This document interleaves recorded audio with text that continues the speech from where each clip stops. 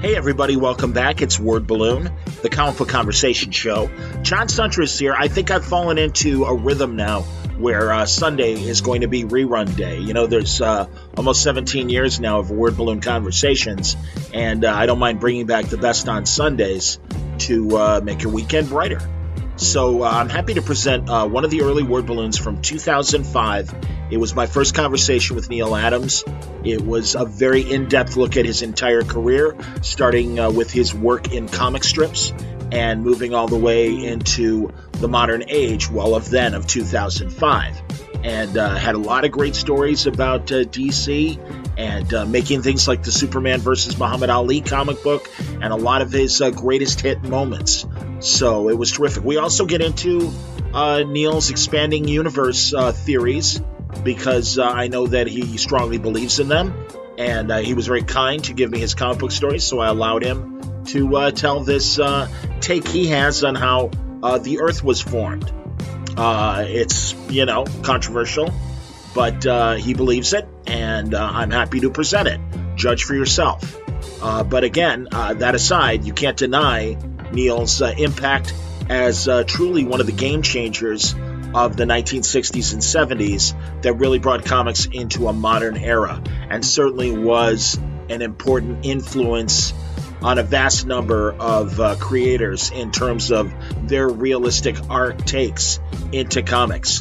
I mean, literally from artists like Alex Ross to writers like Erica Schultz, who had the opportunity to work for Neal at his Continuity Studios in New York.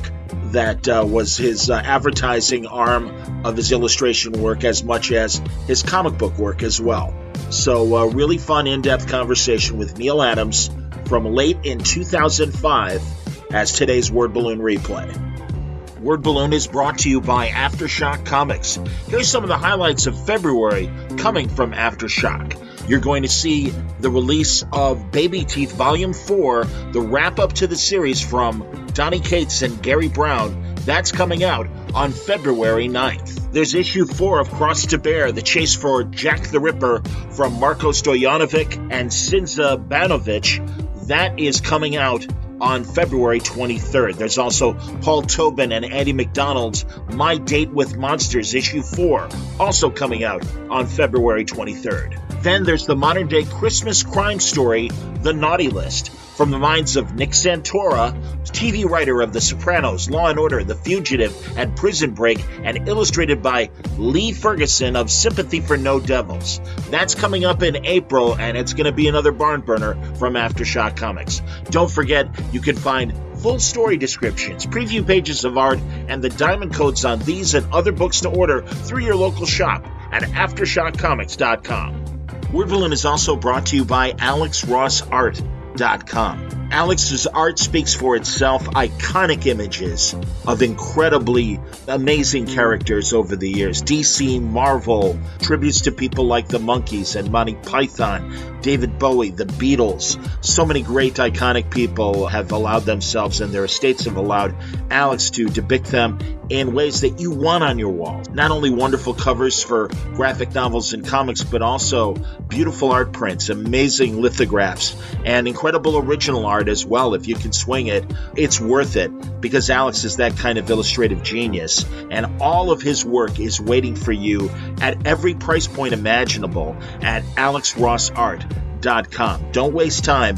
Go over there today. I'm sure you're going to find your favorite hero depicted by Alex Ross. AlexRossArt.com. Word Balloon is also brought to you by the League of Word Balloon listeners. That's right, my superhero team, the listeners of Word Balloon that back me through Patreon. Patreon.com/wordballoon. I'm not asking anybody to break the bank to support me. If you can spare it, if you like Word Balloon and you want to support the show, that's the best way to do it. And it's just a monthly subscription. It can be $1. Whatever amount you can afford is greatly appreciated.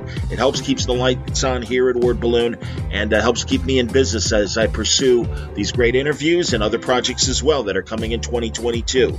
So if you like what you hear here and want to hear more, go to patreon.com/wordballoon, and I really appreciate the support. Thank you, League of Word Balloon listeners. Coming from your experiences on Bat Masterson and Ben Casey doing the syndicated strip, and going to DC looking for stories to work on, it seems you had already achieved what a lot of the comic book artists back then were trying to do, and that's land a syndicated comic strip deal. Yes. So did that put you in a more confident position when it came to trying to get these comic book gigs? Well, to be perfectly honest, I had really had no intent at that point in my career to, quote, go backward and to do comic books. My intention was, since I had a syndicated strip, since it was successful, it was in 165 papers across the country and around the world, why would I want to go and do comic books? It doesn't even make sense logically, and certainly not from the point of view of making a living. What I wanted to do at that point was to go on and either do another comic strip or to become an illustrator. And since I had sufficient ability to become an illustrator, I did a portfolio, took 6 months off, and I made a portfolio. I left it at an advertising agency, and when I went back to get it a couple of days later, it was gone. So I was stuck illustrator sans portfolio. Okay. So I thought, well, I'm doing advertising work, but it's really not as much as I, need to do to keep body and soul together and support my family, because advertising work is sporadic. Mm-hmm. So I thought, well, maybe, that thing that I sort of wanted to do, but I kind of did it another way, maybe I can pick up some comic book work. And I looked around, and I noted that this company called Warren that used to do Famous Monsters of Filmland is branching out doing these creepy, eerie, and Vampirella comic books. Mm-hmm. At that time it was creepy and eerie. So I brought my samples up to see Archie Goodwin, who was then in charge, and he gave me a script. I mean, it didn't take him long, handed me a script, and that's when I started to do. I started to do monster stories. And it was very good for me because all that angst that I had built up doing illustration work, I was able to vent on these stories.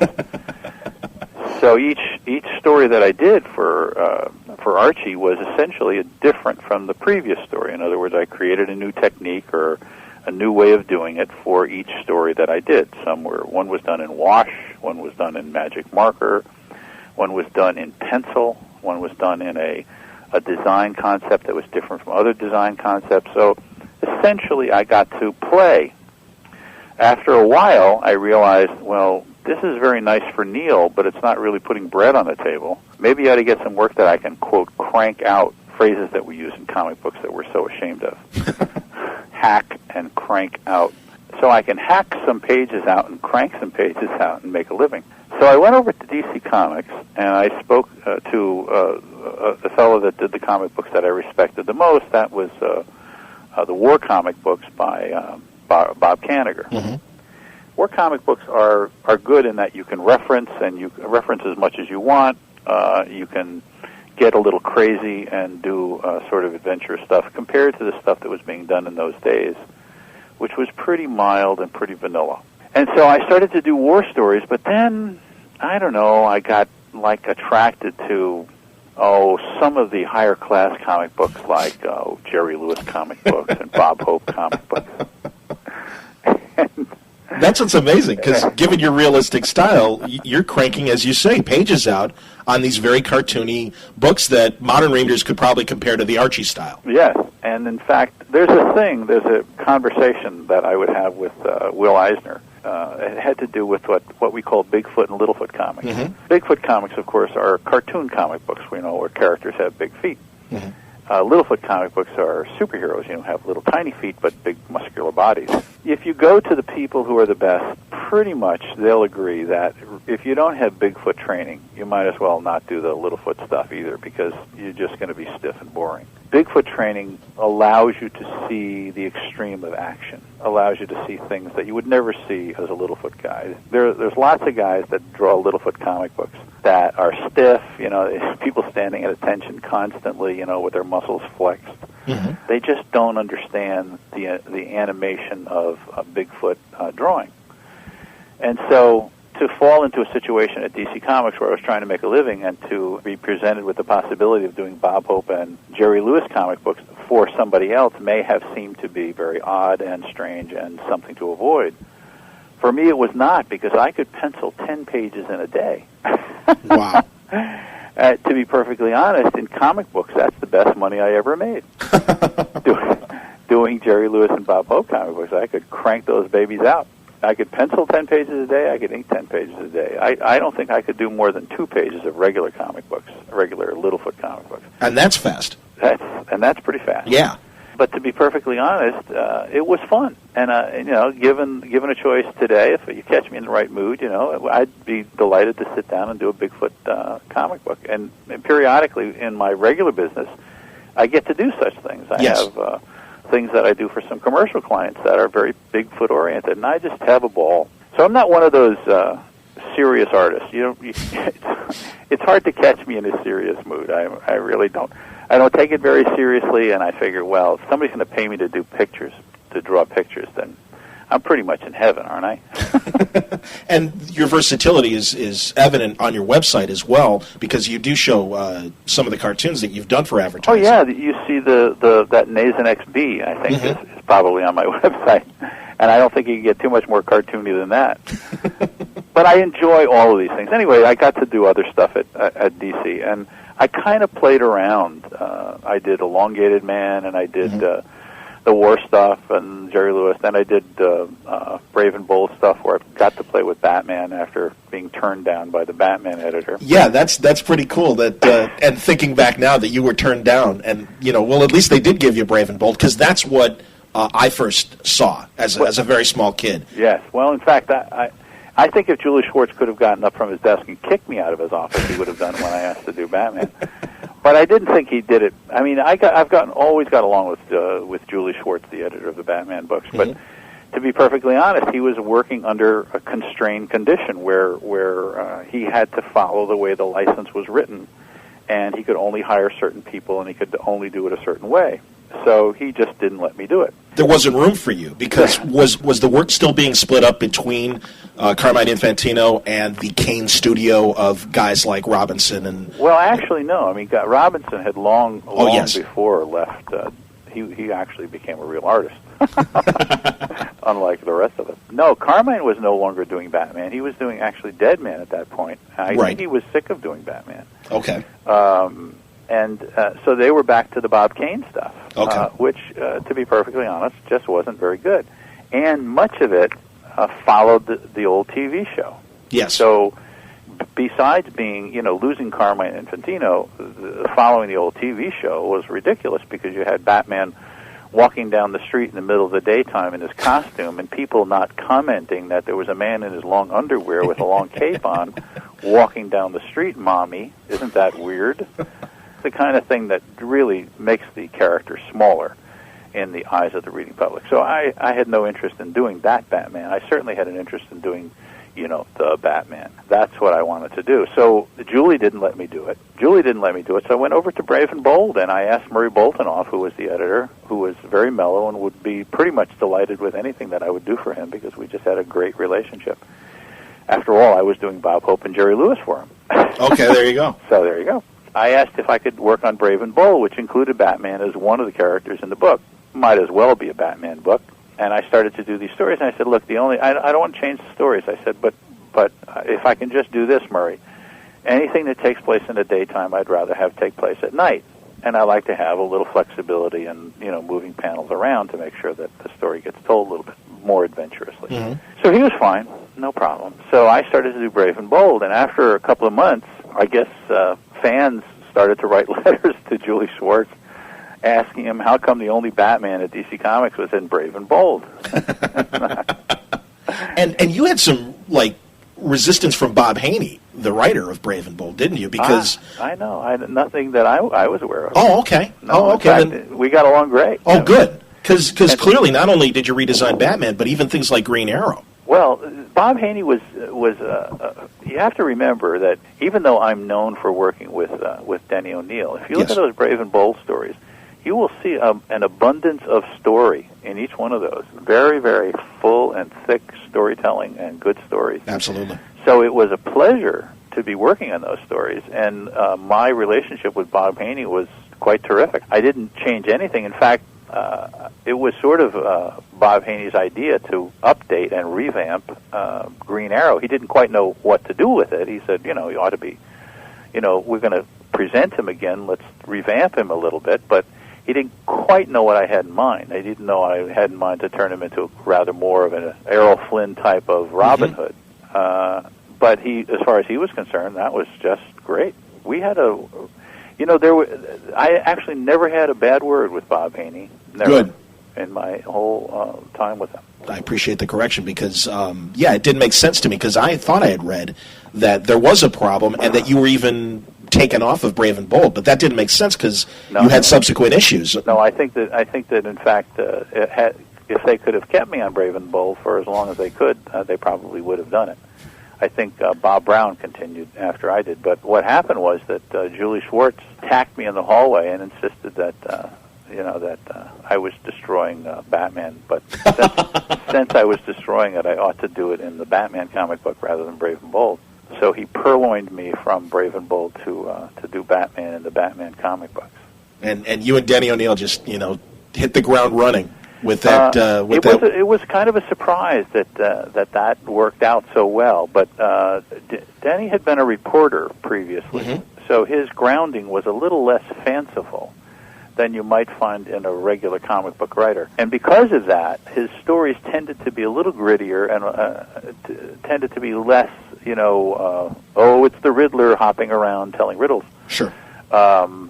Even when we agreed that we would bring the Joker back, the Joker was a rather deadly character and would laugh and tell jokes, but usually blow people up while he did it. So Denny's contribution was to, thankfully, from my point of view, to include the grittiness that I had begun in Brave and Bold, but to also do that to the stories. So it was very cool. Let's jump back for a second to Deadman, because as you say, Infantino did that first book, and then you took over and really remade the character, redesigned the book, and again, that's just one of those early memories that I have of first being exposed to your work and just saying, what is this? And it was so different.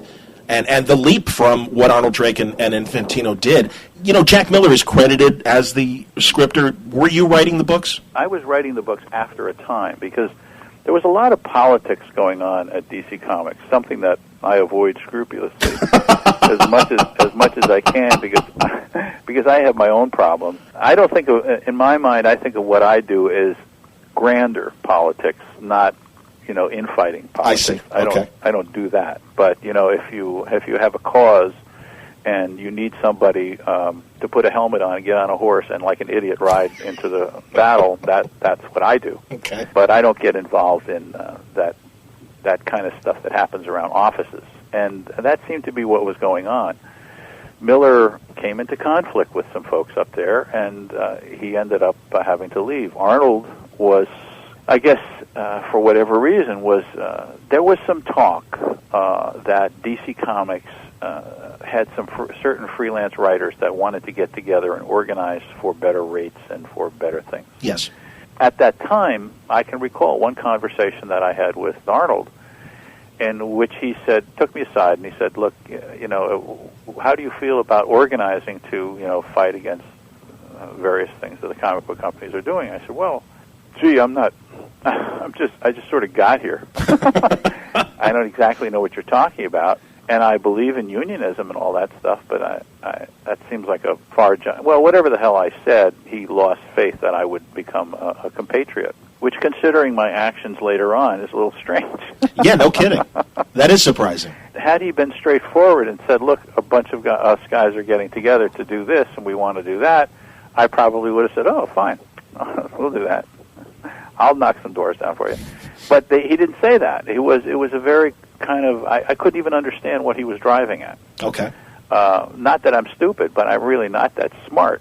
I essentially said, I think that things should be righter, but I basically don't quite understand what you're driving at. So I have a feeling that Arnold ran into some resistance from the company. Yeah.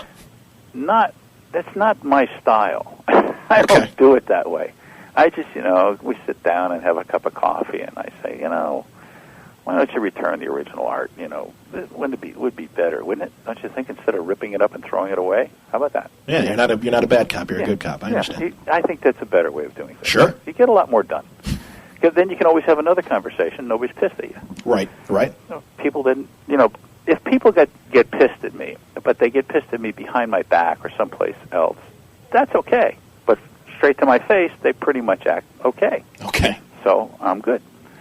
So I think there was some problem with Arnold there, although I wasn't totally aware of it, but it didn't seem like he was doing Deadman. It seemed like Miller was doing it. Then Miller got into trouble. Then what happened was it was sort of like somebody, went in the room and threw numbers up in the air, and anybody who could grab one could write a Deadman story. So Kanigher wrote a Deadman story. He wrote a story that took place over 2 books. Bob has a way of writing. And since I was a kid in school, I know Bob Kanigher's way of writing. What you do is you set up a problem, and then you have the good guy try to deal with it, and they can't deal with it, and he fails. And then you set it up again, and he tries to deal with it, and he fails. And then the third time out, while he's failing, he figures it out, and then he succeeds. Personally, I'd rather skip the first 2 times. I think, if you can sort of get the idea, you don't have to put those extra ones in there.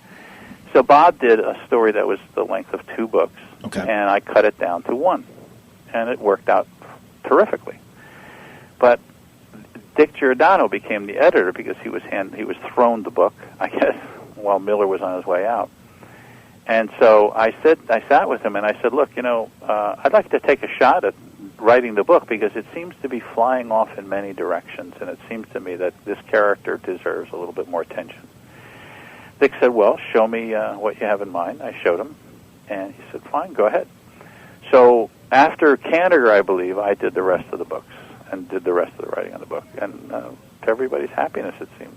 Well, obviously, yeah, because, decades later, they're still, repackaging it and then presenting it. I really enjoyed, too, in the 80s when they brought it back, and you did you did a lot of new covers. I know you had one that was the scene from the Brave and Bold moment.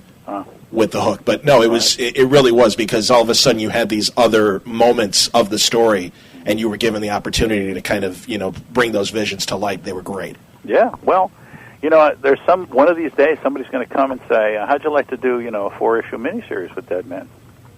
And I'll say probably yes. See, and that's another great thing about your website too is that you've got a lot of, I think, plot teases up there. And I read the one for Green Lantern. I think that's intriguing as well. I hope you get a chance to do it. That would be nice, wouldn't it? Yeah. Well, are you? I was going to ask about this anyway, but we're in the subject now. Are you talking to both of the big houses in terms of doing more work? I know you did a little Marvel work, obviously. This year. I talked to the writer of Green Lantern. He seemed very receptive, but I really haven't had any follow-up on that, so I don't know what's going on with that. Okay. But he seemed very receptive. Well, he's got a lot on his plate right now, Jeff Johns. Yeah. He's running that whole Infinite Crisis deal, and yeah. What do you think of the big company-wide crossover things like that? Well, I think they're okay. If you do too many characters all at once, it sort of becomes a circus. Mm-hmm. And I think it's okay for the geeks. All right, everyone out there who is a geek, you know Everyone's who you laughing. are. Please, let's not pretend. We all know, and I think that's great. And I'm not a geek. I'm a little geeky. I'll say this: I'm a geeky maybe about science and about certain things, but I'm not that kind of a geek. Okay. So I don't really personally enjoy those things, but I can see the appeal. I'm not a fool. I can recognize, that there's fans out there who know everything before everybody else, and will discuss infinite crisis on infinite universes and infinite planets, and who's dead and who's alive here, and all the rest of it. I'm just totally shocked that people can keep track of that stuff. For the life of me, I couldn't do it. I would rather a story that has a beginning, a middle, and an end, and that it doesn't have to interconnect with any and everything. So it's not my thing. It's other people's thing, and there are people who are much smarter than I that do this sort of stuff, and I think it's great. I just don't do it, Mm-hmm. So and I like that they do it, and every once in a while, my son, one of my kids, will grab me and say, "Hey, this is cool," and, sure. And I'll give it a try. And if I can manage, through 3 or 4 issues, I'll read it. Like I thought the one that was done by Rags Morales. Yeah, Identity Crisis. Yeah, with Brad Meltzer. Yeah, I thought that was pretty good. Oh yeah, because it did seem to contain itself, and it didn't fly off into too many different things. And so I enjoyed it. I also enjoyed Rag's artwork. I thought that for the first time, people are really recognizing Rags Morales as a real solid contributor to the comic book business. You bet. Maybe for that reason alone, but I did enjoy the series, and my son and I would trade notes on it.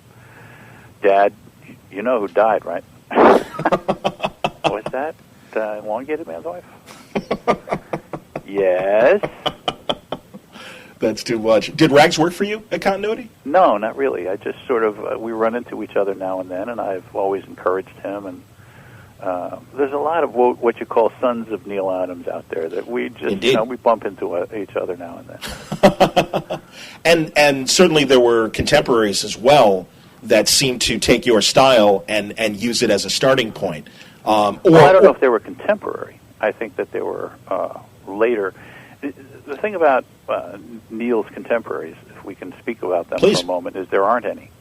I can appreciate that, certainly. At the time that I got into comic books, nobody was getting into comic books. In fact, I don't know of anybody outside of perhaps Jim Steranko, who was a magician, right, for a long time, who actually got into comic books at the time that I did, or that is anywhere within my age, 5 years on either side. Yeah, I was thinking of Aparo.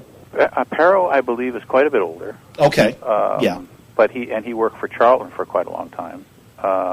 But I don't know. I would have to check into it. That's the first time that was mentioned. Now you piqued my curiosity. Okay. No, I would only because Jim died. Right. Maybe that's incorrect for me to think that he was quite a bit older. No, and he was, and you're right. He did do the Charlton work as well. It just seemed that once your Batman, for example, was established, that was the look for Batman. And maybe guys weren't drawing as much like you before then. But certainly, your Batman was the template of the 70s. Yeah. And Novick. What do you know the 70s? Huh? Hold on. Up until now, I think until the movie that just came out. That's true. Don't you think? Yeah. I understand. Bounce back and forth with Batman, but pretty much that's the Batman that we know and love. I mean, well, the group of contemporaries I was thinking of was in that 70s decade. That's what I was thinking. Yeah, of. no, and I know, and I would call them copiers. Well, yeah. And again, was that editorially driven? All I'm saying is that they recognized what it was that I was doing. They realized that if they did that, they could make a living more easily, and so they did it, and they liked it, and they were, all those guys were fans of mine. Sure. And very, very positive fans. I think the ones, though, that you have to recognize a little bit more are people who did what I did and then took it one step further. In other words, did their version of my version. No, I understand what you mean. And those people didn't necessarily do it in my style, but they did my Batman in their style. Whereas Jim Aparo and Irv Novick basically just did my Batman. Okay. You know what I'm saying? Yes, I do. No, I understand. All of which is all very complimentary and wonderful, either way you go. But right then, when that happened, since I couldn't be 5 people, then DC was quite happy to have 3 or 4 other people that could, capture within that reasonable, a reasonable range, be Neal as well as Neal was. Right. Okay. And again, I was wondering, was that editorially driven, or was it the artist saying, "Hey, this is working. Let's all"? I don't think it's sort of like. I think it was sort of like the tide. It pretty much was there. Okay. I don't think anybody drew back from it. I think everybody's really relieved to get out of that. Yeah. The show was great. I tell you, I love that show. I do too. But it was epitomized by, as I understand, in my mind, by. I think it was Jill St. John who was on top of this cyclotron that managed to sit on a sound stage, and somehow she fell into the, quote, cyclotron, which you got the feeling that you could move if you gave it a shove across the stage. And Batman said, "Oh, what a way to go." Yeah. And I thought, that says what that show is. Right, it's a farce. It's a farce. Yeah. It's a satire. And sufficiently fun and wonderful for the time, but if you're reading Batman comic books, that's not what you want to see. No, and in fact, the show itself was short-lived in terms of its popularity as well, and only made it to like the 2.5 seasons or something like that. Although it was tremendously popular. Nobody really missed that show the first 2 years. Maybe the third year, people got a little bit tired of it because you could do so many costumed idiots. I mean, once you got. It's surprising. It was that big guy who played the Pharaoh in the. Oh, King Tut, Victor Bruno. After a while, it got to be a little bit. Too much, man. Here's Neal making fun of that character, while at the same time there's the Penguin and the Joker and all the rest of it. It was all pretty silly. You mentioned Steranko. Was he the guy that kind of gave you the idea of trying to go to Marvel? Well, he did, in the sense that he came over to visit me after I did this thing in Dead Man. I mean, there was a certain, there is a certain professional recognition. I'm sure that Jim Steranko saw my stuff, and I certainly saw Jim Steranko's stuff. And so I did this little gag in a Dead Man story where I was doing certain optical effects, and and there's this panel where you have steam coming up from the bottom of the panel, and Dead Man is looking down to this pit where the steam is coming up. And if you take the comic book and you hold it at an angle, a very steep angle, and you look at the steam, it turns into letters, and it says, "Hey, a Jim Steranko effect." Which clearly got to Jim at some point, and Jim came over to DC Comics and paid me a visit and pointed out that he was able to recognize it along with everybody else in the world. And we got to bullshit for a while, and sure. He turned out to be a really nice fellow, as most people in comic books are. I don't really know too many bad people in comic books. That's cool. And we talked about Marvel, and I said, well, exactly how do you do, your work at Marvel? And he said, well, I just do a story, and I give it to Stan, and he, dialogues it, puts in the words. So that's interesting. We don't do that here. Gee, I'd kind of like to give that a try. So I went over to Marvel to do a book in the Marvel style. And at the same time, remember, there was things going on in the business, like when artists would switch from one company to another, they would change their name. Yes. Adam Austin was Gene Colan. Right, and Mickey Demio, I believe, was the name for what's his name? Ross Andrews' partner. Oh, Mike Esposito. Mike Esposito changed his name. So they would change their names as if somehow there was an edict from above, which didn't exist, but somehow it saved, I don't know, embarrassment or somebody looking at them with an arched eyebrow or, something that would be bad. Because you guys were all freelance, too, so there shouldn't really have been an issue. No, and so I thought maybe I figured out a nice, simple way to crack that. So when I went over to Marvel, I spoke to Stan, and Stan was very, very gregarious and nice, and he said, what do you want to work on? I said, well, are you sure? You know who I am? What I do? He says, listen, Dead Man is the only DC Comics that the guys around here read. Wow. Wow. I said, well, okay. He says, anything you want to do, you can do. I said, well, what's your worst-selling title? And Stan said, we really want you to work on the Fantastic Four or Spider-Man. I said, yeah, but what's your worst-selling title? So Stan said, well, X-Men, we're going to cancel it in 2 issues. I said, oh, well, I'd like to do X-Men. And Stan said, well, and all the way while thinking, the Marvel style, total freedom. Right. I said, well, Stan, if I do the X-Men and you're going to cancel in a couple of issues, you pretty much aren't going to pay much attention to it. He said, well, that's true.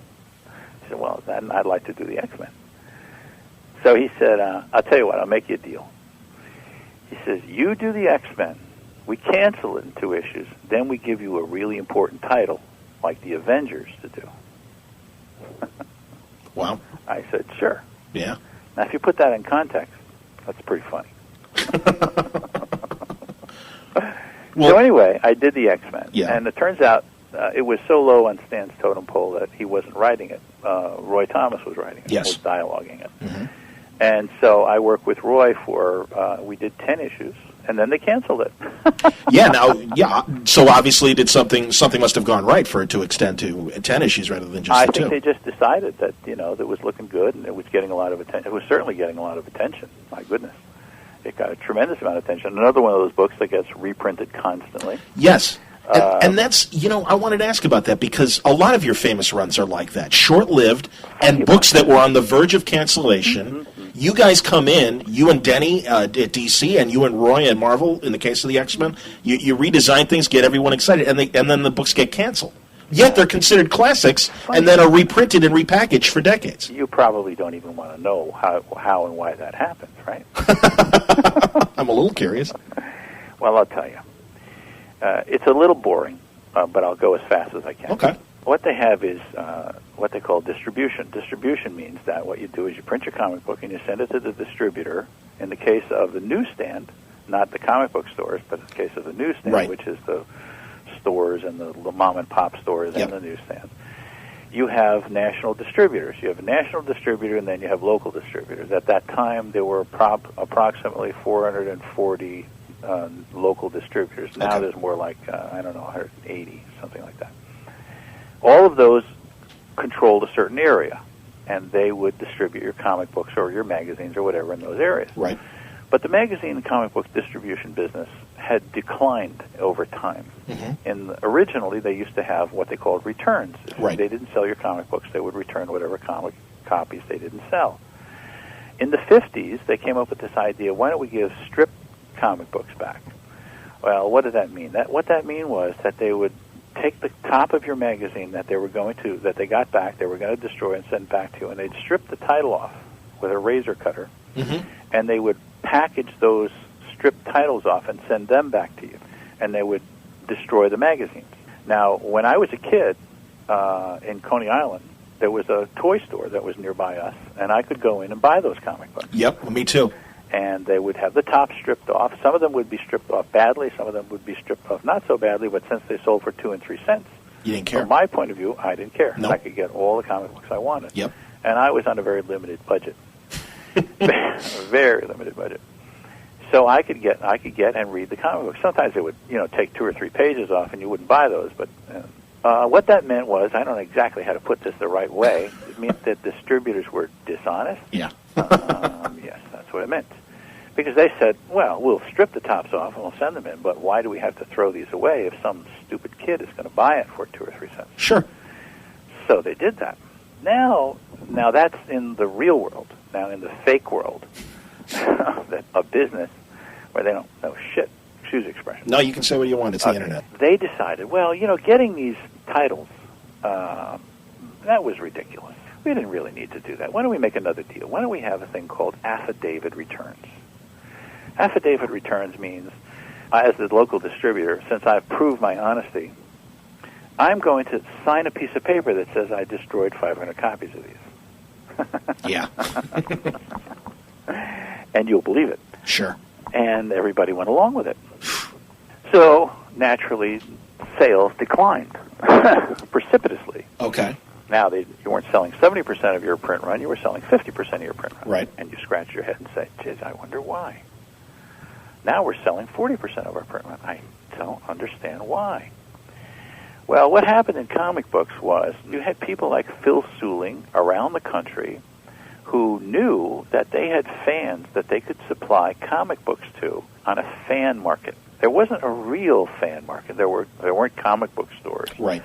But there were get-togethers. Mm-hmm. Certain guys would rent a room in a hotel or whatever, and they'd have their comic books stacked, and they would get together with other fans, and they trade, and they buy comic books. And certain guys were smart enough to get extra copies of certain comic books. Now, how would they do that? Would they get it from their local store? I mean, they'd have 100 copies of, let's say, Strange Adventures Dead Man. Now, you can't go to your local store and get 100 copies because they only have 10. So where are you going to get 100 copies? Well, you go to your local distributor, and they have what they call a back door. It's called a loading ramp. And so what you do is you set up a table next to the loading ramp, and you take your little van in, and you go inside, and those comic books that are supposed to be destroyed, you go and you make a deal, and you pay 30% for those comic books, and they mark them as being destroyed. Wow. Now, what happens at that time is more and more of those guys are going around making those purchases in every city in America. Mm-hmm. So there's 440 distributors, so you got guys, maybe not all 440, but you certainly, after a while, it catches on. You got one smart guy in every city, smart enough to go up to the local distributor and make the deal, unless he's a jerk. So he goes and he buys a given number of copies that he knows he's got customers for. Now, let's say you're one of those guys, and along comes Barry Windsor Smith. Along comes Jim Steranko. Along comes Neal Adams, turning out comic books. What ones are you going to go buy? Yep. Well, you buy the other ones, but more and more you're going to buy those. And you're going to buy those, and you're going to sell them to your favorite buddies. Now, those are going to be affidavit returned as being destroyed. Right. All across America. So here you have Marvel and DC Comics. They know they have popular comics. They know kids are writing fan letters. Everybody's going nuts. Neal Adams is doing Batman. Jim Steranko's doing S.H.I.E.L.D. Mm-hmm. Barry Windsor Smith is starting to do Conan. Yep. Everybody's going crazy. Still, the sales aren't doing well. They're not going up one bit. In fact, some of them are dropping. How is that possible? Ooh, I don't know. That can't be happening. Wow. Well, let me tell you this. 2 interesting facts. I go to comic book conventions, and I sign today mint condition copies of every one of those comic books that I ever did. Mint condition copies. Unbelievable. That people are pulling out of boxes and selling on the comic book market, but now they're selling them for $20 and $30 and $40. That's a pretty good investment. Yeah. Second fact. I used to do, when I was at DC Comics, I used to do covers. I did a lot of covers for DC Comics. Yeah, but that's the insides weren't that good. Uh-huh. Let's just call a spade a spade. Sure. The insides just weren't that good. Fact is that those comic books went up 10 points in sales. Why did that happen? Well, those guys that went to the back of the distributor, they knew that, yes, Neal Adams may have done the cover, but nobody's going to buy that comic book just because Neal did that cover, although there are some fans who will, who may be geeky enough to buy the cover. Mm-hmm. But they're not going to buy 100 copies like they will a Batman. So they kind of left those comic books alone. So they went through the regular process, and therefore they went up in sales. So all the comic books that I did covers for, but I didn't do the insides, went up 10 points. All the ones that I did either stayed the same or went down. Wow. and that informed them to keep you as a cover artist then, and not keep you as a cover artist, and then cancel Strange Adventures. Wow. Unbelievable. That's really cool. Because, I was going to ask if that was a choice on your part as far as not doing as many interiors rather than moving to covers as you did as time went on.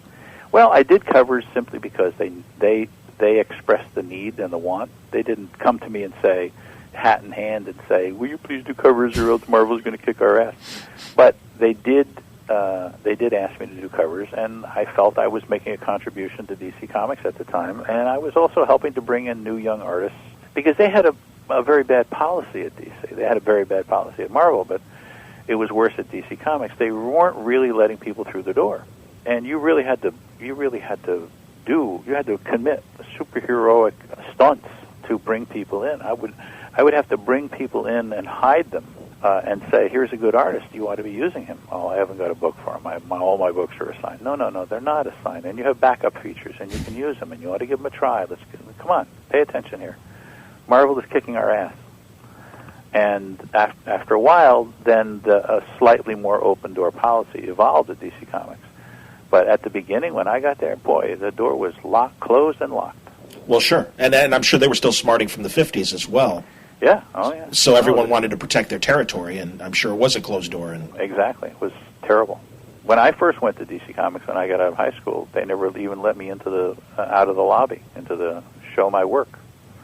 And the guy who came out just apologized and said, look, young man, your work is actually very, very good.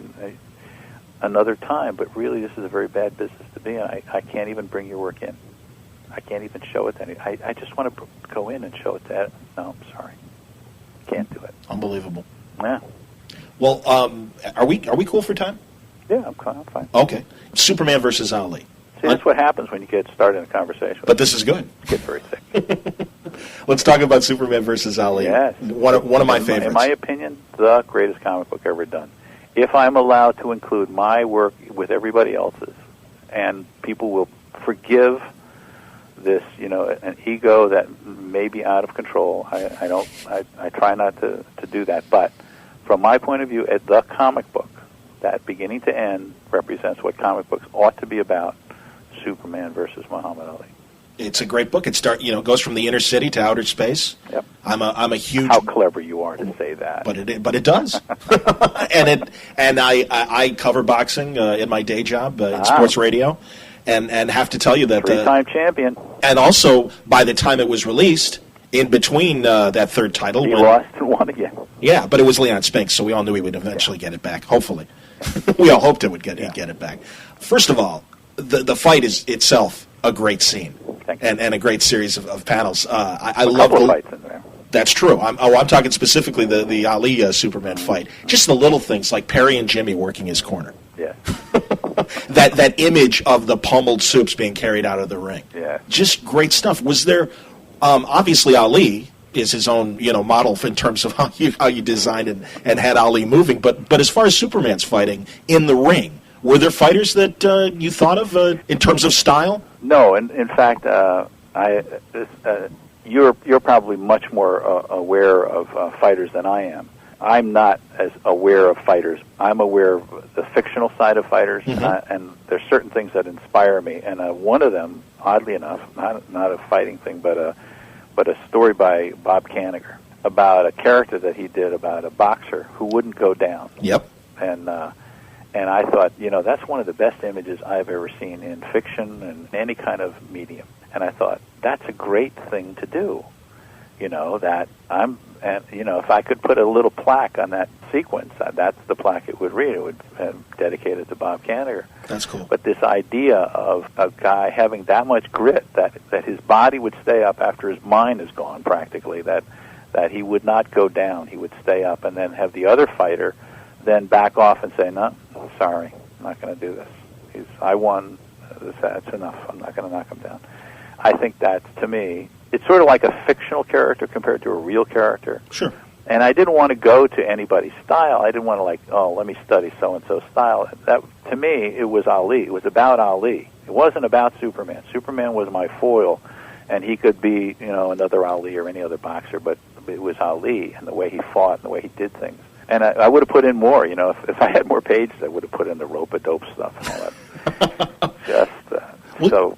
You nailed Ali's persona as well. I mean, you really had him, as I say, in the inner city. I mean, talking to kids and stuff, the way he really was doing it at the time. I mean, it was great. I'm a blushing fan of Muhammad Ali, not because I think that he's brilliant, not because I think that there are things about him that make him better than anybody else, but except that he came at a time when it was important to stand up for certain things and to be something and to be it beyond what you are in the ring.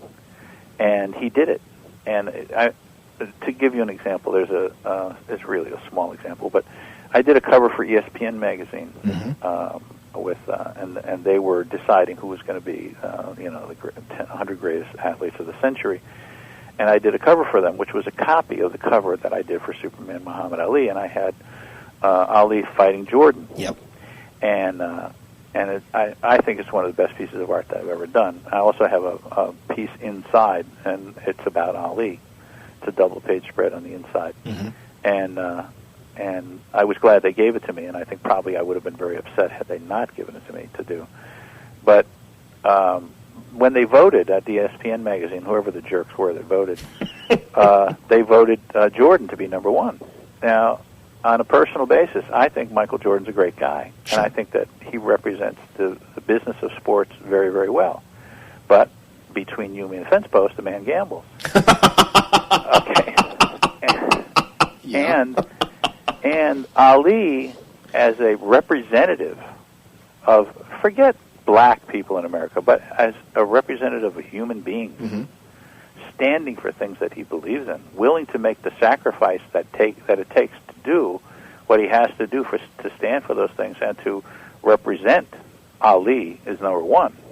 There's nobody greater. So Jordan, I love. My family loves Jordan. What happens when Jordan makes a basket? He sticks his tongue out. I mean, I love Michael Jordan. Really, really great. Sure. Number one? No. Number two, maybe. Ali. Number one. Now I'm with you. You're preaching to the choir, and I agree. It's interesting, and you do point out the fact that both both actually did lose a bit of their prime. And you point out the fact the reason why Jordan lost a little bit of his prime, quite frankly, was his gambling. Exactly. As opposed to Ali, who was standing on principle and really did sacrifice a lot more for a lot more people. Well, from my point of view, and I have a very strong opinions about this, although I really try not to take too much time to express them. The hate and stuff that happens in America has done more damage to white people than it's done to black people, because it's just made them less. And black people have the right to be proud, and white people, unfortunately, have the responsibility to be ashamed. and I don't really like being ashamed, but there's a part of me that has to say, really, really, really, really wrong.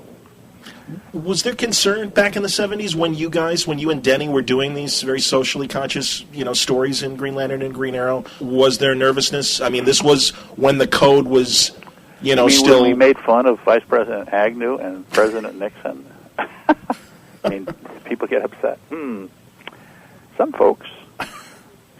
The governor of Florida got upset. He sent a letter to DC Comics after we did the Spiro Agnew takeoff and Nixon takeoff. Everybody recognized Spiro Agnew as the superintendent of this school, but nobody quite recognized the little girl. I mean, there were some people that did, as Nixon. I couldn't imagine Nixon as a little girl.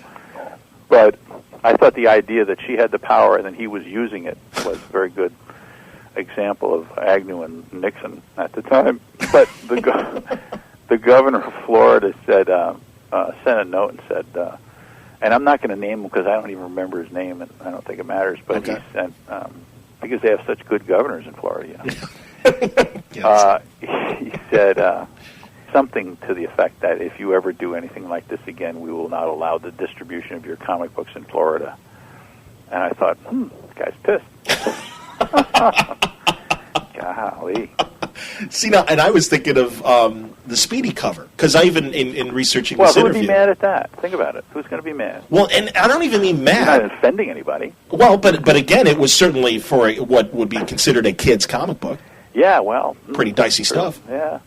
In fact, the mayor of New York was pretty happy with that. There was a lot of people, actually, I think Carmine did a radio tour around the country based on that. After the fact. Yeah. But I mean, even before. I'm saying, did the guys at DC say, I don't know if we want to go in here? Well, all right. Now, you have to remember, I'll tell you the story of this, okay? And it's actually a pretty funny story. Okay.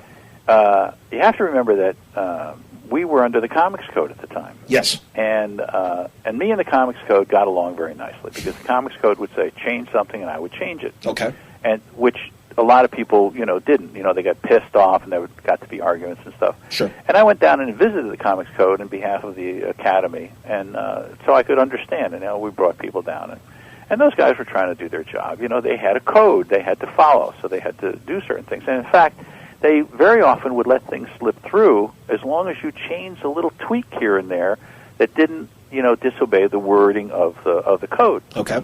But truthfully, it's sort of like you got a vampire and you pull his teeth, and he just keeps on growing new teeth. You really have to kill the vampire, put a stake through his heart. You can't really, deal with him, and he'll just grow new teeth. Okay. So I thought, we're doing these socially conscious stories. We ought to do this. And because we were now kind of winding down, we had done stories about things that were significant and important, and now we were getting to overpopulation. And I don't know. That doesn't seem exactly where we ought to be going. This is going to have to end at some point. So I thought, well, then what the hell? So I drew that cover, and I drew it, and I inked it, finished it, and I brought it in. Nobody knew what I was doing. I brought it into Julie Schwartz, and I handed it to him, and he looked at it for, I don't know, a mini-second, and it fell from his nerveless fingers to his desk, and he said, "We can't do that." "What are you doing? Are you out of your mind?" I said, No, Julie, we ought to do this. He says, it's you can't do that. It's against you can't do that. Get out of here. I said, well, okay. So I took it into Carmine. I showed it to Carmine, and Carmine looked at me and said, "Can we do this?" I said, "No, I don't think we can do it, Carmine." He said, "So why did you do it?" I said, "Because we ought to do it." Huh?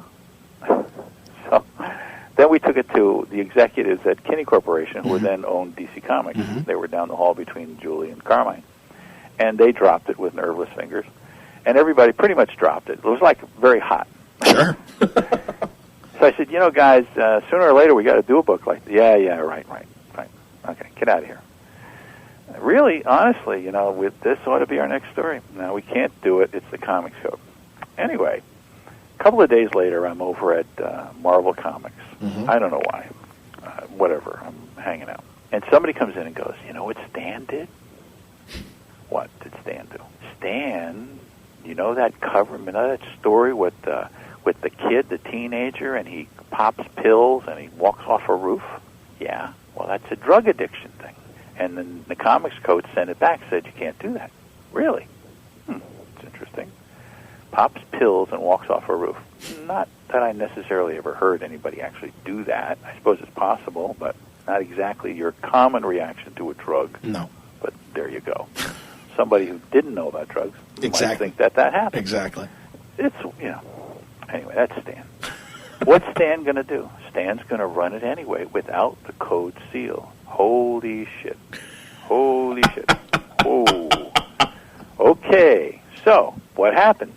Stan runs the cover. It was on deadline. It had to get out. Sure enough, it ran without the code symbol. I call up Marvel. What's going on? What happened to the Spider-Man cover? Nothing. Nobody said anything? No. Went to all the newsstands and just sold? Yeah, nobody noticed it. Wow.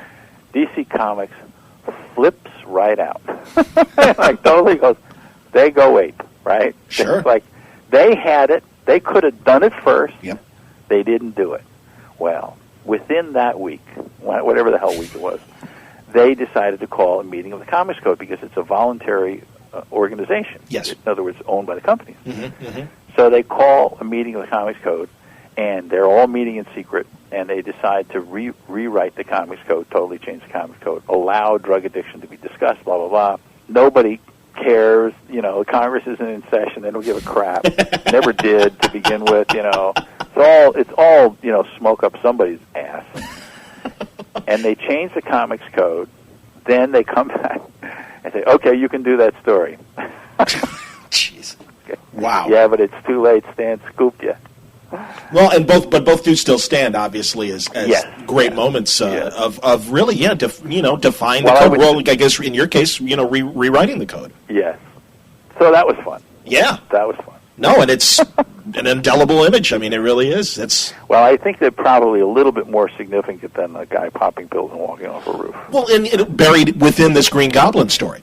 I don't know. I thought it was part of that whole Gwen Stacy. I don't know. I think it. Well, regardless, no. I think that's. And again, both. It both was a little thing. The thing about it was a little thing. It wasn't really significant. It just got Stan's dander up, and he just decided to run it without it. Whereas you've got there's Roy Harper's arm, and there's the syringe. Oh yeah. Well, the thing is that I'll tell you, we had gone. Denny and I had been asked to go and do propose a comic book that DC Comics was going to print and give out free that fought drug addiction. The idea was to do something against drug addiction, make a contribution. And Denny and I had both gone to do some research together. We went to Phoenix House and we had conversations with let me see, what shall we call them? Junkies. Okay. And discussed this at length. And I was the chairman of the board of directors of our local drug addiction center in the Bronx. That was a reconverted nunnery, and I would bring junkies home from Times Square and get them through some bolted doors just to get them into the sack. So we both had a little bit of experience with the drug addiction problem, and we had both written treatments for a proposed book. I have a feeling they didn't like our treatments because I think we both sort of hit the same kind of theme, and that was that it really wasn't the junkies' fault. It was really the society's fault for not having stuff for these kids to do, and that if you want to solve the problem, you sort of have to go to the society, not to the junkie, and tell them not to take drugs, because that's not going to work. You really have to say, here's an example. You have a kid going to school, and he's got a miserable day in school, and he comes home, and his mom tells him, go to his room and do his homework. and be down for dinner. And he would just as soon sit in front of the TV and watch TV or go out with his buddies, but he can't. He's got 3 hours of homework to do. And Dad comes home, and Dad's all tired and everything, and he throws his coat on the chair, and he doesn't give a crap. Pulls out a cigarette or a cigar, turns the TV on, kicks his shoes off, lets his belt out, and lets his gut hang out. And meanwhile, the kid is in his room doing 3 hours of homework. And he's basically saying, how come Dad gets, and Mom says, well, your father makes money, he brings home the bacon. And, of course, the kid has been working all day, and he hasn't made a cent. And he looks upon this as being wrong. Sure.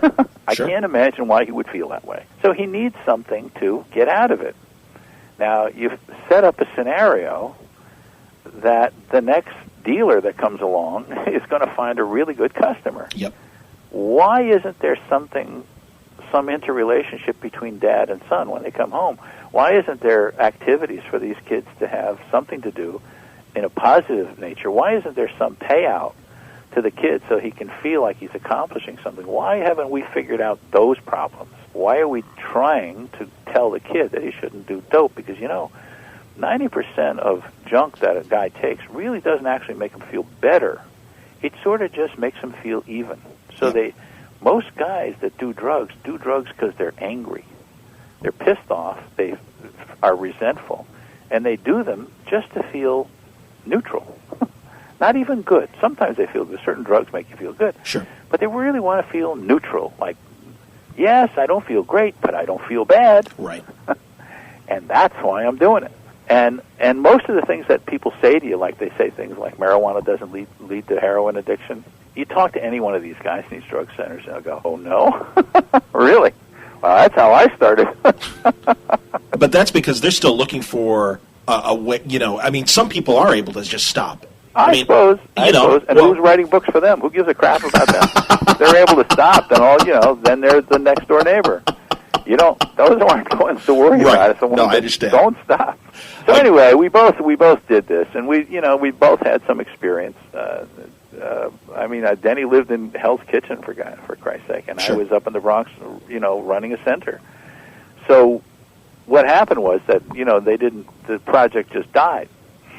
And so when while we're doing, and this happened before this. So what happened with the Green Lantern, Green Arrow thing? I thought, well, shit, Denny knows what's going on, so I'm not going to have to, proselytize to him.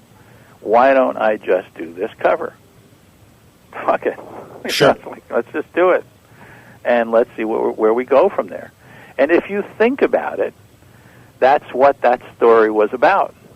Green Arrow deserted the kid. Yes. And that's what happens. And I don't think you can, if you're going to boil the story down as simply as that, that's what it was about. And again, something that informs the character and is still really being exploited today in lesser ways. Nothing as extreme as Speedy's addiction, but this is a flaw of who Oliver Queen is now. Yep. Which I think is, again, another testament to what you guys were doing, that it's still being done today and still being followed. I thought it was an interesting turnaround because, we started the whole series by showing the flaws of Green Lantern. Yes, that he was out of touch. Right. And now suddenly, there's no angel sitting on your shoulder, buddy. We discover that Green Arrow has got some demons. That's very cool. Now, I've seen you obviously express an interest in getting back to Green Lantern. How about Green Arrow? Oh, I love Green Arrow. I just did a cover for a Green Lantern book that has Green Arrow in the foreground. Okay. And I just don't think I'm never happy with it, the way anybody does Green Arrow. I think of him as like Errol Flynn with this big smile on his face, and you go, God, the guy's got dimples. If I was a girl, I'd fuck him. You know what I mean? And I never see that. I see this, this guy looks like an aristocrat or a dilettante or some weird, guy that is very confused about his own personality. I don't think he's confused at all. I think he's this big, smiling, grinning, dimpled hero with muscles that he got from working out, and he's good at what he does. So that's what I put on this cover. So maybe got one more new image of Green Arrow with a big grin on his face. Let's get into your science, if we may, because Sure. Because we've been talking, and I want to give you an opportunity to talk about this. the planet is expanding? Oh, no, it's growing. The planet is growing. I mean, if the planet was expanding, you could put a pin in it and pop, right? Well, that's okay. And again, I'm a layman, so you know, and again, I would really tell people, go to your website, check out these videos, because I think you sort of have to do that to get a sense of it, because it seems extreme when you say it in words, because you've been fed so much. Well, I don't want to say the words propaganda. You've been fed so much stuff about what they call tectonics. Mm-hmm. In other words, you've been told for the last 40 years, those of you who are old enough, those who are younger have been told it all their lives, that what happened was all the continents were all together in one big giant island on one side of the Earth, and the Earth was about the size that it is today. And what happened was those continents broke apart and spread around the world. Now, if you're curious or easily annoyed, it might occur to you that if you were to take all that water off, that those continents all together on this one big giant island were sort of like planted into the undersea plate, like a tree root is planted in the ground. Mm-hmm. So you kind of have to wonder how they broke apart and spread around the Earth. How did they do that? It's not like, they had these little picnic ants from Warner Brothers, lifting up the continents and marching across the planet and planting it somewhere else. Sure. So you sort of have to have some kind of a reasonable rationale for believing that. But when I first saw this theory presented 40 years ago, I thought, gee, that's an odd-looking planet there. It's got one big giant island on one side, and then 3/4 of the planet is ocean 5 miles deep. Who made this planet? I mean, it looks like an eyeball, It's Sure. got an iris there in the front, and the rest of it is water, 5 miles. It doesn't seem like you... I can understand, you can imagine how the continents were together. You look at the Atlantic, and it looks like South America fits into Africa, and you can kind of see the other way the other stuff fits together. So you can see how this idea might occur to somebody, and then you can see how they could scientifically investigate the tectonic levels and how they break apart, and then you could study the animals and you could study the plants on each of the different continents. Say, oh, same plants are in Europe that are in North America, same plants are in Africa that are in South America. Oh, yeah, so they were once contiguous and they joined together. You could come to that conclusion because that does make kind of sense. Mm-hmm. But you'd then have to ignore the other conclusion, and the other conclusion would be, well, what if the Earth was smaller, and not only did everything join in the Atlantic, but it also joined in the Pacific? It basically was one big ancient covering of a smaller Earth, and that the Earth just kind of grew, and all those continents broke apart because, of course, if the inside grows, then the continents, the surface, the crust has to crack apart, right? And those pieces just kind of stayed where they are. The planet just got bigger, and in between you had these rifting, spreading areas that the water fell off the continents and drained into those areas, and as Earth created more matter, presumably on the inside, it created more water, and now you have the oceans. Now, that would mean a whole bunch of things. For example, it would have to mean that in the days of the dinosaurs, when all those continents were supposedly together, that the Earth was smaller. Mm-hmm. That would mean that the gravity was a lot less. So you could support animals that were 5 times the size of animals today, like the sauropods. Oh, that sort of fits there. Because a sauropod is about 5 times the weight of an elephant. An elephant can just barely walk. Sure. So how could you have a creature that's 5 times that size without its guts kind of crushing themselves? Doesn't even make sense. And what about the idea of measuring the tectonics of all the continents in the Pacific? Did anybody do that? Funny, nobody did that. Wonder why? Well, because they figured that in the Atlantic, since they all came together, they couldn't possibly come together in the Pacific, right? Yeah, unless you actually do the work and check, and then you'd find that they did. Oh, well, that's not so good. Wait a second. So anyway, about 40 years ago, a couple of geologists said, and I'm watching this, because I'm a fan of science. Anything that comes on, you could just sit me in front of the TV and hit me with a hammer. I won't turn away. A couple of scientists came on and said, actually, we think that the Earth grew. Actually, all the geology seems to support the idea that the Earth grew and that the surface just spread apart and the continents actually don't move around like bumper cars and crash into one another. Oh, well, so there's common sense. Somebody's making some sense here. Okay, that made Neal happy. because I can see that. That's good, okay? And then some other scientists and the rest of the scientific community said, well, wait a second, how does Earth grow? Excuse me, sir, idiot. You're saying that the Earth grew here. You'd have to prove that the Earth grew. Now, I didn't realize it at the time, but the reason that those guys couldn't prove that the Earth grew because they didn't know. Right. That's kind of bad. Not only didn't they know, they actually couldn't know because they were geologists.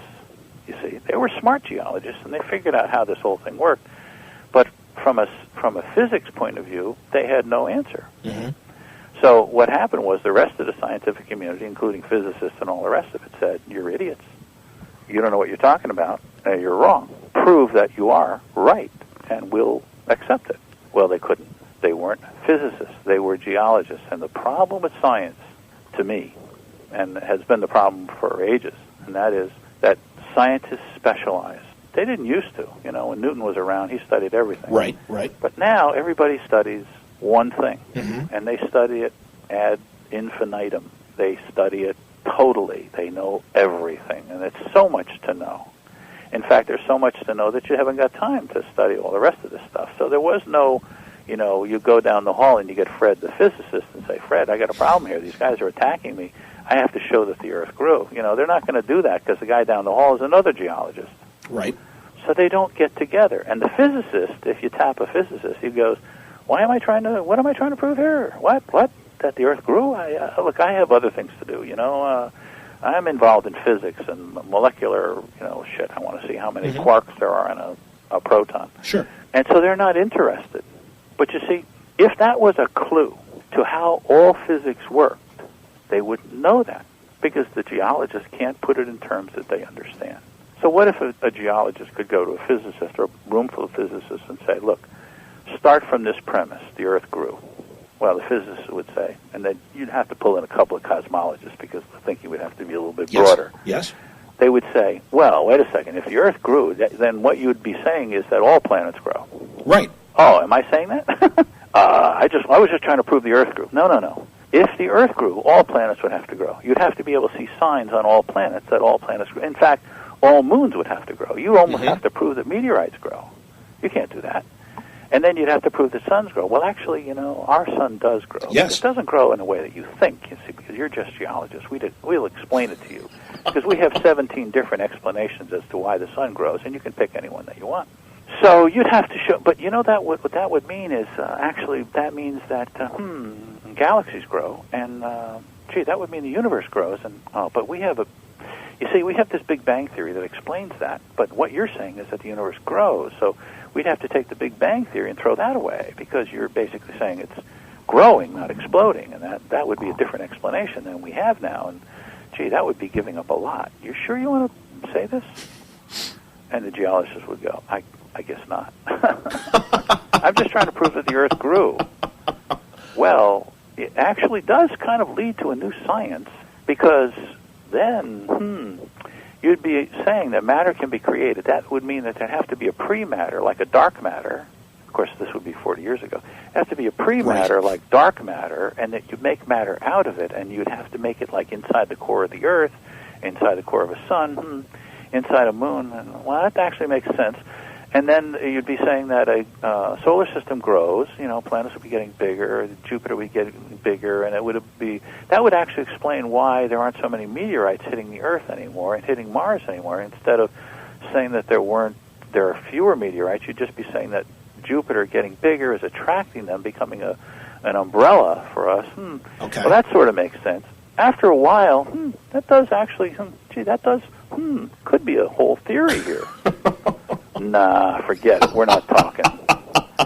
We got other things to do. Is there that much resistance still? Oh, sure. I mean, it's... I don't think there's any resistance. I think there's very few people presenting this point of view. The leading character I found out a couple of years ago was a guy named Samuel Warren Carey in Australia, who at that time was one of those people and who was ostracized, but still became a powerful geologist. But he, to his dying day, which was about 2 years ago, insisted that this the theory was correct, that subduction doesn't exist, which I haven't explained to you, and that it's preposterous to think that the Earth remained the same size when all the continents clearly fit together, and if you made a globe, you could show how they fit together, and that would be impossible unless it were true. You couldn't possibly put the continents together so that they fit exactly and perfectly, because that would be a little too much of a coincidence, according to Sherlock Holmes. So, and no one's picked up. This was 40 years ago, I'm assuming, when he made these points. Yeah, and there are people, various people around. There are a couple of organizations that get together and try to prove this. But you see, the big stumbling block is they don't bring in the physicists, and because they don't have a theory that explains how the Earth can grow. So what you have is you have different people saying, well, actually what happens is all the atoms in the universe expand after the Big Bang. And then you have people who say, well, it's actually accretion. It's meteorites coming to the Earth and building up, which is another stupid concept. You need somebody who's willing to accept the geology, study the geology, and then study the physics, study the cosmology, study the paleontology, and study all those other sciences that show this. Who would that be? I can't even imagine. Let me see. Some comic book artist.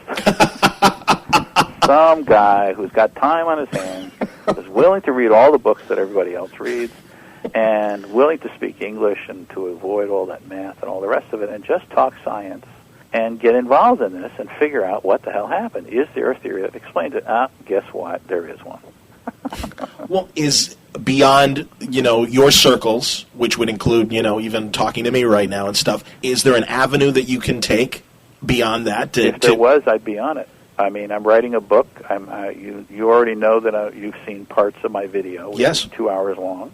I can certainly distribute it in comic book stores, and I've told a lot of people about it, but after all, who am I talking to? I'm talking to comic book fans. Right. I did the Superman, I did that cover for ESPN magazine.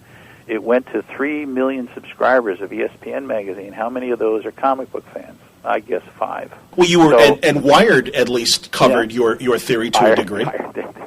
They covered the thing, and they fucked with me. But they did. Cool. It's cool. I mean, and you're right. And the quote that I remember is, Einstein was an unaccredited man with a scientific theory, but so was Eric von Däniken, who is the Chariots of the Gods guy. I see. The thing is that I'm on exactly the right road to be right or be whack.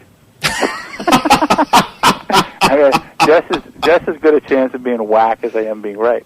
The thing about it is that I view things in percentages. Like I've been through in my lifetime. I've been through certain events, like the drug addiction center in the Bronx. What's happened to me in comic books, and I know that there's a lot of stuff that's out there that's bullshit. Sure. You have to really raise your head high to get above a lot of the bullshit. In comic books, they were printing with the wrong paper. They were printing with the wrong inks. They were printing with the wrong color process. They were printing with the wrong colors. They were doing everything wrong. And for me to stay in comic books caused me to say, okay, I'm going to have to repair all this stuff, and I'm going to have to do it from the inside. Nobody's going to actually going to be able to know that I'm doing it while I'm doing it. I'm going to have to destroy the comics code. I'm going to have to do all these things, and everybody's going to go, he's just crazy. And in the end, it'll come out the way it ought to be, and we will be in a new time when comic books will be recognized. Okay, so I'm used to doing that. I get it. Okay, it's just a job, for me, just a job. Destroying and rebuilding science, that's another job. Sure. And there's a lot of science that's great. 90%, probably 99% of science is great. Okay. There's some really bad theories out there that cause other theories that cause other theories. For example, 150 years ago, not scientists, but philosophers and scientists, people who were talking about science, really weren't scientists, said in a group, together or apart, they said, well, this is the way that it works. This is how we make a solar system. You got all this shit floating around, okay? It's all rocks and all this stuff floating around.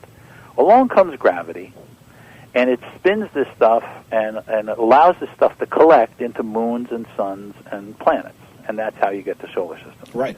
Now, that's 150 years ago. I'm tapping on the door of science and going, guys, that was 150 years ago. Somebody thought a lot of crap was floating around, you see? Yeah. But out in space, there's not a lot of crap floating around. Because if there was a lot of crap floating around, gravity would have pulled it together a long time ago. Sure. You see, because that's what gravity does. Yep. It doesn't allow all this stuff to collect and to fill up this big space, and then it comes along and puts it together. It starts putting it together right at the beginning. So the logic is it didn't have a lot of stuff. However gravity worked, the theory is wrong. Now, what you're doing is you're now saying, okay, Earth started the same size as it is today 5 billion years ago. A whole bunch of stuff collected into the Earth because it was all laying around. Right. Okay? Now we had the Earth the size it is today, and because it all collected like that, it was molten, and all the iron melted and it went to the center of the Earth, and now we have the Earth the way it is today. No. No. That's not it. There wasn't a lot of stuff floating around. There might have been a lot of hydrogen because probably if you take dark matter or pre-matter or whatever it is and you start making matter out of it, you're pretty much only going to get hydrogen because it don't even have neutrons. It's just got electrons and protons. It's the simplest form of matter. Okay? So you're going to make a whole lot of hydrogen. And the only thing you can make from hydrogen is sun. So the logic is you got a whole lot of hydrogen and then you have gravity working on it, you're going to get a sun. If you want to get anything else, you got to figure out a way to get that sun to make all the rest of it. Because that's all you got. You don't have planets with rocks and irons and calcium and sulfur and all the rest of this stuff. All you have is hydrogen. And what hydrogen will do under the right conditions, it'll make helium. And then it'll stop. You can't have iron. You can't have all the rest. So how do you get that stuff? In other words, what's the process that has to go through to get all these higher atoms that now float around in our solar system? It didn't happen the way we described it 150 years ago. That's ridiculous. It's childish. Drop it. Now figure out a real process. You know, you're scientists. Forget all that crap. Now figure it out. Start with hydrogen. And that's already a big jump. Yeah. So if that's how it happened, or something relating to that in some kind of simple way, then the process that brought us to where we are today was a process that is nothing like that other process, that silly, childish, stupid process. It's something else. We got to go from hydrogen to what we have today. How do we get there? It don't start with full-blown planets. It doesn't make sense. Some other processes had to take place. And there are, as it turns out, some real simple processes that do that. In fact, if you want to study just a little bit of it, look up Carl David Anderson, the youngest man to win the Nobel Prize in 1932. He experimented with nothing and he got something. Anyway, the thing is that what's happened is that we have this history of crap, just like in comics. You know, I walk into Sal Harrison's office and I say, Sal, DC Comics only has 32 colors. Yeah. Well, Marvel Comics has 64 colors. They have twice as many colors. Well, that's because they have tone yellow. Yeah, that's true. Mathematically, if you got tone yellow and you have 25% and 50% of tone yellow, you're going to get 64 colors. Why don't we have it? It's too expensive. No, Saul.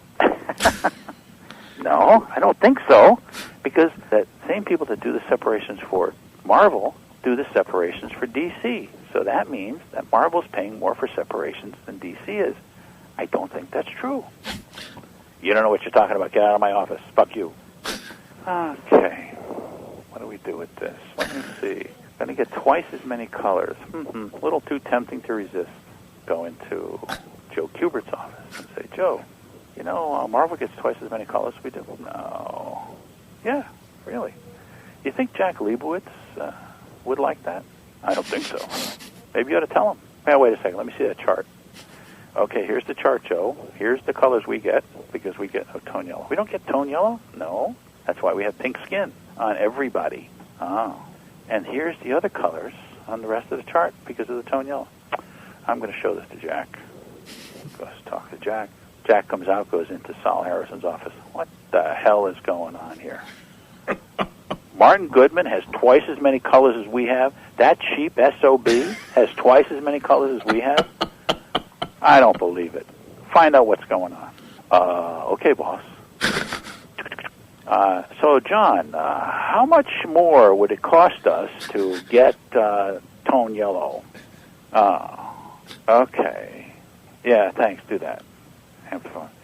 So he can give us the tone yellow. What's it going to cost? Nothing. Okay, fine. I knew that guy, that cheap, that wouldn't be paying more money than we are down the hall. 14-second conversation, I'm reckoning. Double the number of colors that DC Comics gets. Doubled. And that's why you went back and recolored a lot of your first. Well, now we're getting computer colors. We got millions of colors. Do you want to go back, George Lucas, and even do more? Oh yeah. Yeah, absolutely. I want to go back. You know what I want to do? I want to go back and get the Jack Kirby, Wally Wood Challenges of the Unknown and recolor them. That's cool. That would be great. Absolutely. And if people don't like it, they can go out and buy the old comic books. That's true. They're out there. You can buy them for you fanatics. They exist. But if you really want to see Jack Kirby and Wally Wood modernized, brought up to date, and in something you can be proud of, ought to be done. There's lots of projects like that. It would be really nifty. See, and again, I had this written in my notes as well. That's what I like about your science. It is exactly like your view of the business of comics. You came in, you saw what the status quo is, and said, you're doing it wrong. Yeah. It's just and not because I'm saying it. Some things are just self-evident. Yeah, but you had the perception to say, well, wait a minute, this just doesn't make sense. And again, not to be an asshole, you're just trying to, hey, I don't get this. Why is A the right way when B is so clearly the better way? Exactly. And people say, well, you're just being a jerk, you're just being an asshole. And at a certain point, you kind of go, well, okay, fine, I'll take the label because I can't avoid it.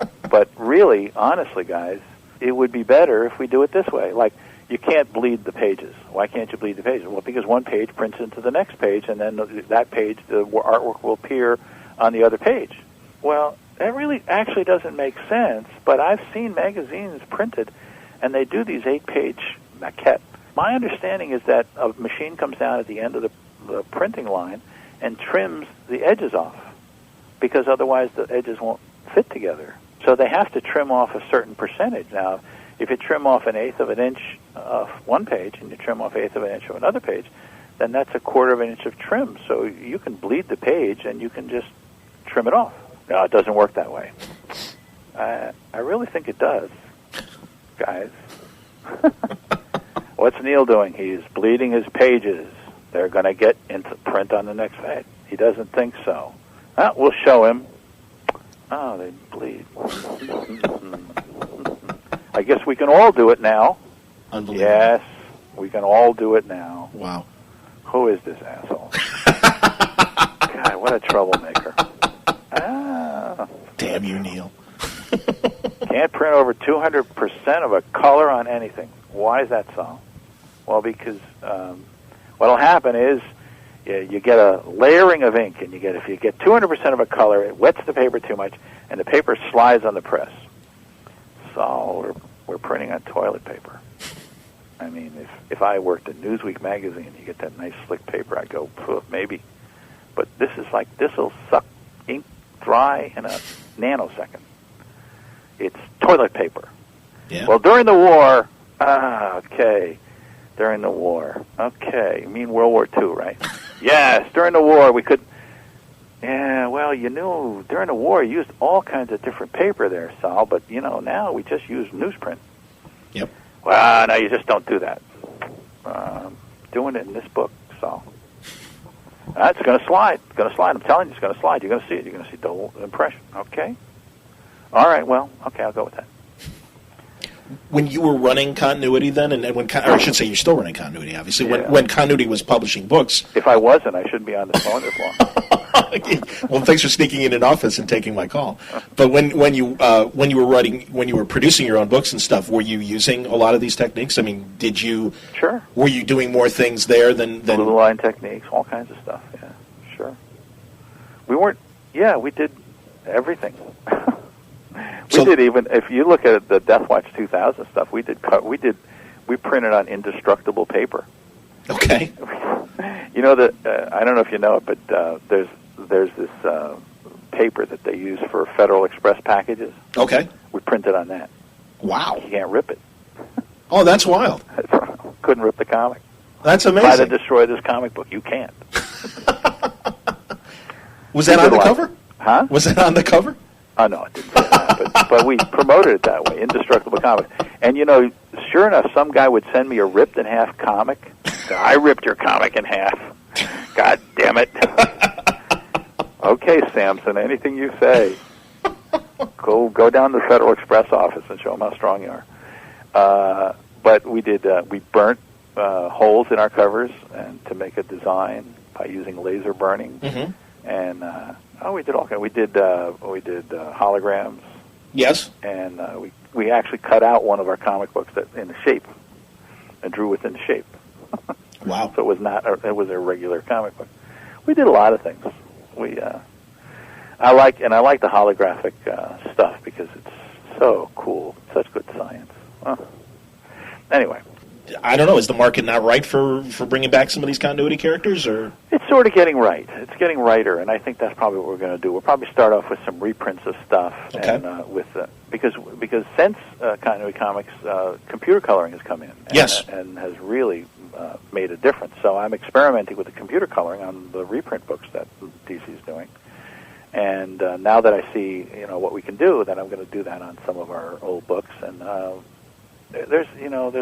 I started a series called Rise of Magic, mm-hmm.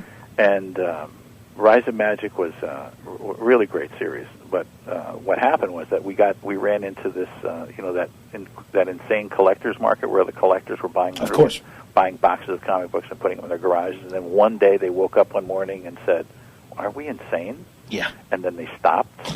And then you'd go to comic book stores and you'd see comic books piled up, $2 comic books sold for 50 cents in the front of the store. Well, we got kind of caught in that, and I thought, well, unless Warner Brothers is going to come over and finance us, or we're going to go on the stock market, I think Neal is going to pull his little comic books back and do some more advertising, because we did great on Death Watch 2000, but I'm not going to go into bankruptcy for a principal here if it doesn't make any sense. So we pulled back, and we've sort of been waiting for the time that we come back. And I'm coming back slowly, not as a publisher so much as, I've got some sketchbooks that I've published that are out, and I'm doing some stuff for DC and for Marvel, just kind of, testing the waters and seeing what's going on. We've still been working on the Rise of Magic stuff quietly on the side. And I think I'm going to be doing a 6-part series of Batman for DC Comics. Terrific. And they're coming up with some actually very nice. But meanwhile, I've been fighting for various things. Like you notice that the Batman books that are out there have my name at the top. It's the Neal Adams Batman. Mm-hmm. Well, I'm getting a royalty for that because I'm getting a royalty for the use of my name. So if there's any of you creators out there that are listening to this and they're putting your name on the cover, you deserve a royalty for it. Very cool. By the way, just a little stab at the companies there. Well, and I saw your piece, too, of Paul Levitt shaking your hand in regards to the Batman film. That was pretty nice, wasn't it? Very nice. I would say excellent. I would say that's a turnabout there. It's too bad that Marvel isn't doing it. Yeah, that was going to be my thought. Can you take yourself out of that and say whether you like the X-Men films or not? I mean, obviously they were very successful. Well, it's a little hard for me to say I'm not liking what I'm seeing these days. I mean, the plot element of the first X-Men film was Magneto makes a machine that turns human beings into mutants. Mm-hmm. Isn't that part of the 10-issue miniseries the series that I did, where Magneto is down in the Forbidden Land and he's turning creatures into mutants? Sure. Hard for me not to like that. No, especially when the writer comes up and says, that's yours. And the writers for the new Batman movie come up and say, that's yours. Yeah. Well, and DC, I guess, did right by you. Yeah. I think probably I deserve more, but there you go. I think I'm not going to complain since there's no agreement. Well, there you go. Yeah, no, I understand that. And obviously you've got a good enough relationship with Paul Levitt so that you are coming back to Batman and stuff. How are things with Marvel? I'm doing a few little things for Marvel, but I find perhaps they're treating me nicer than they're treating people that they should be treating well. For example, Dave Cockrum. We had a bit of a hassle with Dave Cockrum's work that they still haven't come up to the bar and treated him properly on. Definitely. And it does bother me. DC Comics is paying royalties to Jack Kirby's family, but Marvel is not. Yeah. In fact, 5 years after Jack's death, they cut off royalties. That's not a very nice thing. No.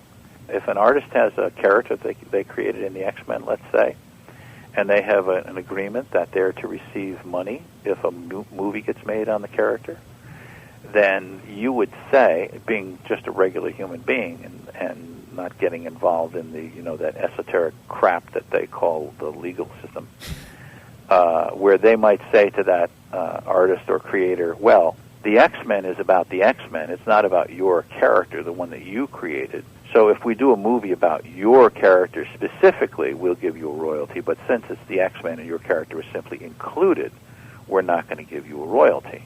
You would say, being a person, you would say, well, then why don't you just count the X-Men that are in the movie and break up that percentage among those people? Sure. That would be reasonable. Sure. And as a human, you would say that would be a good solution. But since they have lawyers over there, they don't have to do that. No. And unless the person objects and sues them, they'll never have to do it. Whether that's ethical or fair, I think that's the question, and it's not. Not because I say so. I don't think you really have to get too complicated when it comes to ethics and fairness to know that that's wrong. I think that D.C., on the other hand, without any agreement, has stepped forward and said, hey, we recognize that you guys made a contribution to this, and therefore we're going to give you some money. I think that's ethical and fair. I mean, to me, the world isn't really terribly complicated. I don't believe that the legal system was created to be an epitome of ethics, fairness, or honor. I think it's just the goddamn legal system. Take the God part out, because I don't think it ought to be associated that closely with this. I think that it's a very bad system, and very often, even when we write fiction, we talk about how you bypass that system in order to be fair to people. That's a whole raft of literature. Well, it's a whole raft of life too. It's true that the legal system and lawyers and the way they conduct themselves are not very fair and ethical. But that's just an opinion. Shared by many.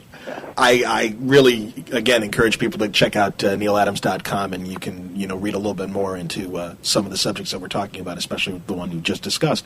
Go check it out. You'll see a lot of evidence of what's going on currently with Neal, his scientific interests and pursuits. And if you want to prove to friends that Neal Adams is crazy, you go to that site and you'll be able to do it. But it'll answer a lot of your questions in terms of things that you might not have heard covered in this interview. But your time has been great, Neal. I truly appreciate it. A pleasure.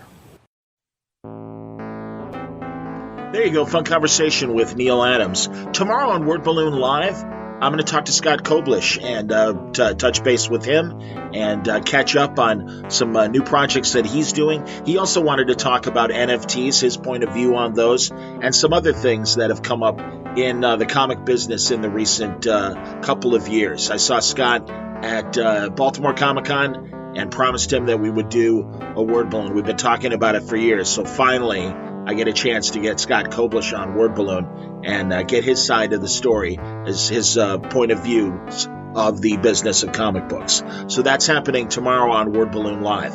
On Tuesday, I'm happy to welcome back Susan Eisenberg to Word Balloon. Of course, Susan, the animated Amazon herself, the voice of Wonder Woman from the classic Justice League cartoon of the early 2000s, all the way up to games and even the Justice League versus the Furious Five. As I remember, the Legion of Superheroes animated movie tie-in that featured the core of the classic Justice League cast. So that conversation will be happening on Tuesday, and a whole lot more as we head into the week here on Word Balloon. I hope you'll enjoy it and join us for a lot of great conversation.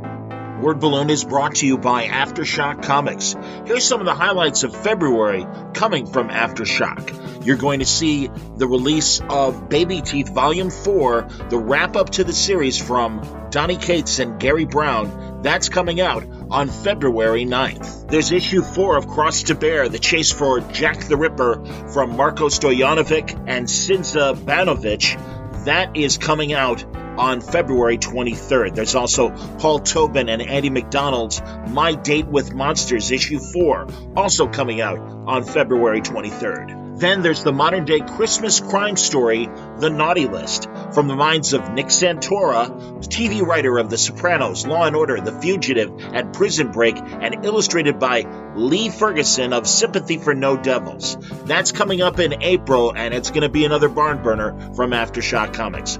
Don't forget, you can find full story descriptions, preview pages of art, and the diamond codes on these and other books to order through your local shop at AftershockComics.com.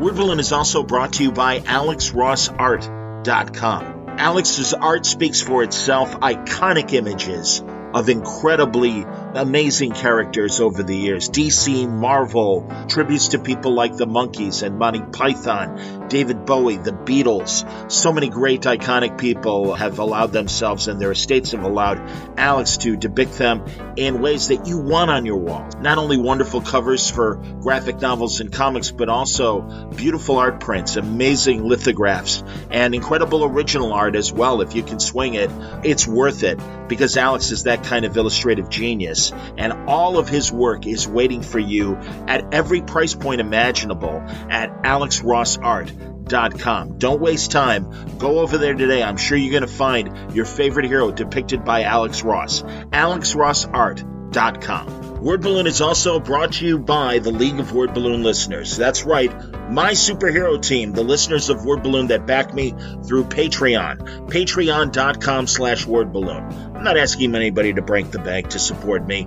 If you can spare it, if you like Word Balloon and you want to support the show, that's the best way to do it. And it's just a monthly subscription. It could be $1. Whatever amount you can afford is greatly appreciated. It helps keep the lights on here at Word Balloon, and helps keep me in business as I pursue these great interviews and other projects as well that are coming in 2022. So if you like what you hear here and want to hear more, go to patreon.com/wordballoon, and I really appreciate the support. Thank you, League of Word Balloon listeners. Until next time, thanks for listening. Word Balloon is a copyright feature of Shaky Productions. Copyright 2022. Stay safe, stay happy, stay healthy.